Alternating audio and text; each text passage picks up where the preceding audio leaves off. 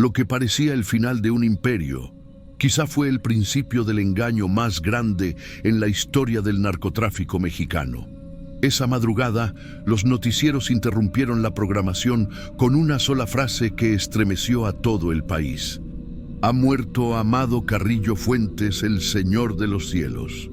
Pero detrás de esa noticia oficial se escondía una sombra más densa que la noche. Un hombre que había convertido el aire en su territorio y que ahora, según las autoridades, yacía en una camilla anónima de hospital. ¿Murió realmente aquel que dominaba los cielos o logró desaparecer bajo otro rostro? Amado Carrillo Fuentes nació en Navolato, Sinaloa, en 1954. Creció entre campos de cultivo y el sonido constante de las avionetas fumigando.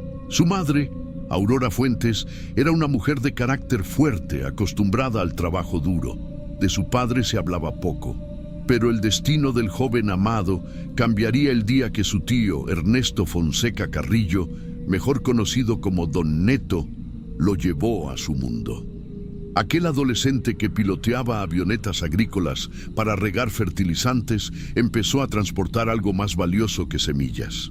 Entró al cartel de Guadalajara como un simple mensajero, pero pronto demostró una disciplina y una frialdad que lo harían subir rápido. En la frontera conoció a Pablo Acosta Villarreal, el legendario Zorro de Ojinaga. Bajo su tutela aprendió cada ruta, cada soborno y cada silencio necesario. Durante una década fue su mano derecha, hasta que decidió ser su reemplazo. En abril de 1987, Acosta fue abatido en un operativo dirigido por el comandante Guillermo González Calderoni. Detrás de ese tiroteo estaba la mano invisible de Amado. Así heredó el control de la frontera entre Chihuahua y Texas, y con ella el primer escalón de su imperio, cuando Rafael Aguilar Guajardo cayó en Cancún en 1993. El trono del cartel de Juárez quedó libre, y el joven piloto de Sinaloa se convirtió en el nuevo rey. Convirtió el cielo en su autopista personal, una flota de aviones Boeing 727 que trasladaban hasta 6 toneladas de cocaína por vuelo. De allí nació el apodo que lo inmortalizaría, el Señor de los Cielos. Su alianza con Pablo Escobar consolidó un puente aéreo sin precedentes entre Colombia y México. Pero esa unión terminaría en traición, 12 toneladas de cocaína robadas al patrón del mal y una nueva guerra silenciosa. Cuando Escobar cayó en 1993, Carrillo ya dominaba el 60% de la cocaína que ingresaba a Estados Unidos. Su fortuna se estimaba en $25.000 millones. Era un hombre elegante, reservado, que evitaba los reflectores, pero que disfrutaba de una vida de excesos en privado. Amado no tenía amigos, solo intereses, y para mantenerlos compraba lealtades. Generales, jueces, políticos, todos tenían un precio. Entre ellos, el general Jesús Gutiérrez Rebollo, nombrado como zar antidrogas de México. A finales de 1996, la noticia de que Rebollo había protegido a Carrillo derrumbó la credibilidad del ejército.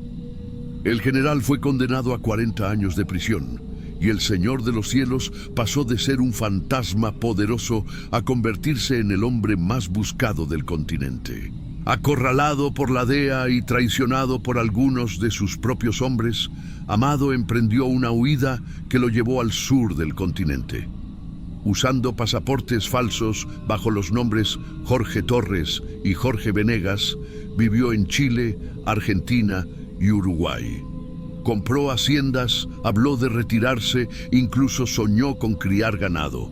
Pero su paranoia crecía más rápido que sus millones. Sabía que cada llamada, cada rostro, podía ser el último que vería. Entonces tomó una decisión que pocos se atreverían a imaginar: cambiar de rostro para poder seguir respirando. Era la noche del 3 de julio de 1997 cuando ingresó al Hospital Santa Mónica, una clínica privada en el corazón de Polanco, Ciudad de México. Usó el nombre falso Antonio Flores Montes. Los pasillos estaban en silencio, custodiados por hombres armados que no pertenecían al hospital. El procedimiento sería largo. Una liposucción, una cirugía de reconstrucción facial y un cambio total de identidad. El médico encargado, Ricardo Reyes, colombiano, había aceptado realizar la operación a cambio de $1 millón y el secreto absoluto. La cirugía comenzó pasada la medianoche. Durante 8 horas, los bisturís delinearon un nuevo rostro, mientras el anestesiólogo vigilaba un monitor que marcaba un pulso cada vez más débil. Al amanecer, el cuerpo del hombre más poderoso de México estaba quieto. El reporte oficial habló de paro cardiorrespiratorio provocado por una dosis excesiva de Dormicum, un sedante contraindicado para ese tipo de intervención. Hora de muerte, 6 de la mañana. Lugar, habitación 407. Edad, 40 años. El cadáver fue trasladado discretamente a la funeraria García López. Fuera del hospital, vehículos blindados cerraban el paso mientras los médicos desaparecían uno a uno sin dejar rastro. Horas después, el cuerpo viajó a Sinaloa, donde Aurora Fuentes, su madre, lo identificó entre lágrimas. Pero las imágenes que se filtraron despertaron una tormenta de dudas. El supuesto cuerpo de Amado Carrillo mostraba un bigote oscuro y espeso, algo impensable después de una cirugía facial tan profunda. Además, faltaban 2 marcas inconfundibles, un lunar con vello en la espalda y una cicatriz en la nalga. A partir de ese momento, el país se dividió en 2, los que creyeron en la muerte del Señor de los Cielos y los que juraban que había logrado su más grande hazaña: morir sin morir. A partir de aquel 3 de julio, la historia oficial comenzó a resquebrajarse. Demasiadas versiones, demasiadas muertes y, sobre todo, demasiadas coincidencias para ser casualidad. Los informes médicos hablaban de un simple accidente durante la cirugía, pero dentro del Hospital Santa Mónica las versiones eran otras. Algunos aseguraban que Amado había despertado durante la operación, que entró en pánico y su corazón no resistió. Otros, que un agente extranjero infiltrado lo había inyectado justo después del procedimiento. Y los más atrevidos afirmaban que todo había sido un montaje, una muerte escenificada con otro cuerpo en su lugar. El supuesto cadáver fue velado en secreto, sin acceso público. El ataúd permaneció sellado y solo su madre pudo verlo unos segundos. Después, el cuerpo fue llevado bajo un operativo militar que parecía más un traslado de estado que un funeral. Mientras tanto, un detalle se filtraba entre los pasillos. Un ex policía llamado José Luis Rodríguez, conocido como el Chiquilín, había desaparecido días antes. Tenía la misma complexión, la misma edad, y nunca volvió a ser visto. Si aquel cuerpo pertenecía a el Chiquilín, entonces el verdadero Señor de los Cielos aún respiraba. 5 meses después del operativo, la historia dio un giro brutal. 3 de los médicos involucrados en la cirugía, Carlos Ávila, Ricardo Reyes y Jaime Godoy, aparecieron asesinados, desmembrados y sellados dentro de tambores de cemento abandonados en la carretera México-Acapulco. La escena era un mensaje claro. Alguien quería borrar toda prueba. Los investigadores afirmaron que los ejecutaron por negligencia médica, pero nadie creyó esa versión. Uno de los cirujanos había comentado a un colega semanas antes de desaparecer: ese hombre no estaba muerto cuando lo sacaron de la sala. Poco después, Jaime Olvera, uno de los colaboradores más cercanos a Amado, apareció muerto a balazos en 1998. Él había afirmado públicamente que el cuerpo del hospital no era el del capo. Luego vino el turno del excomandante Guillermo González Calderoni, asesinado en Texas en 2003.